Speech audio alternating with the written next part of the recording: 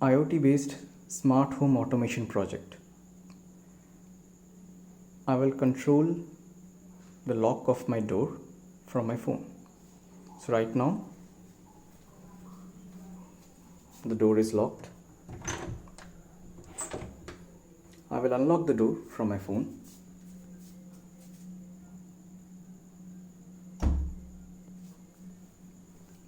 This unlocks the door.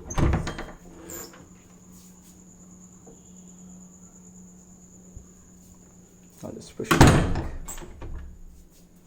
and lock the door again. This locks back the door.